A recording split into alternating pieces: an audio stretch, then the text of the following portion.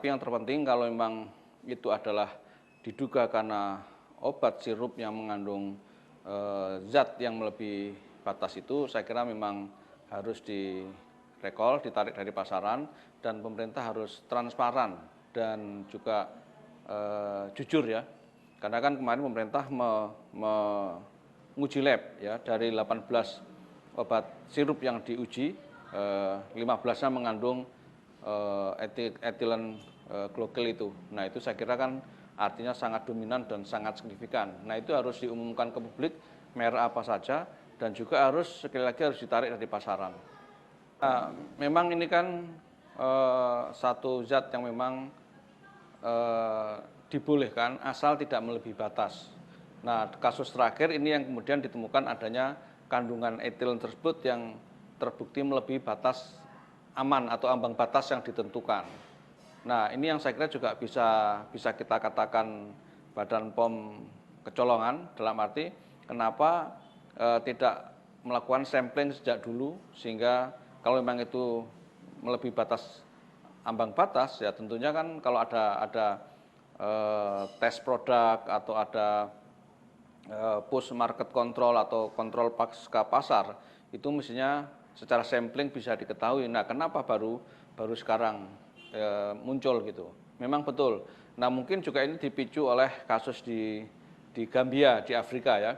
Karena di Gambia, Afrika kan kasusnya sama, mengandung etilen tersebut, dan tetapi obat itu dari India, dan merek-merek obat itu tidak beredar di Indonesia. Tapi kenapa persoalannya obat dari India tidak dijual di Indonesia, tapi kok ada kasus yang sama dengan karakter yang sama? Nah ini pasti ada masalah yang sangat sistemik terkait dengan kasus tersebut gitu. Sebenarnya memberhentikan atau merekol produk itu secara perdata, tapi mestinya juga ada proses yang lain. Apakah produsennya itu bisa diklaim sebagai pelanggaran terhadap regulasi? Ya, kalau dia melanggar dari ketentuan ya harus kena sanksi dong. Mulai sanksi administrasi, misalnya warning untuk menghentikan produksinya, atau mungkin diberhentikan ya proses produksinya, ataupun juga sanksi-sanksi yang lain, mungkin pidana dan lain sebagainya. Kenapa hal itu bisa terjadi? Karena itu kan bisa aja karena kelalaian atau kesengajaan. Nah itu semua ada sanksi hukumnya, bisa mengacu kepada Undang-Undang Perlindungan Konsumen ataupun Undang-Undang Kesehatan.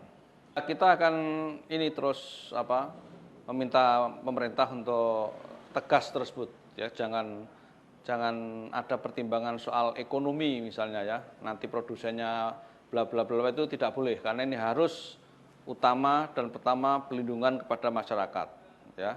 Kalau memang itu penyebabnya itu ya harus diumumkan, walaupun mungkin ada kerugian ekonomi ya resiko gitu. Termasuk misalnya kita juga pengen menghimbau kalau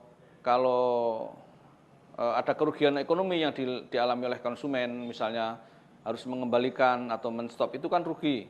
Ataupun pedagang-pedagang yang kayak di pasar pramuka dan segala macam kan itu juga rugi. Nah itu harus produsen besarnya harus mengganti kerugian-kerugian yang dialami oleh konsumen dan atau pedagang-pedagang yang telah membeli obat tersebut.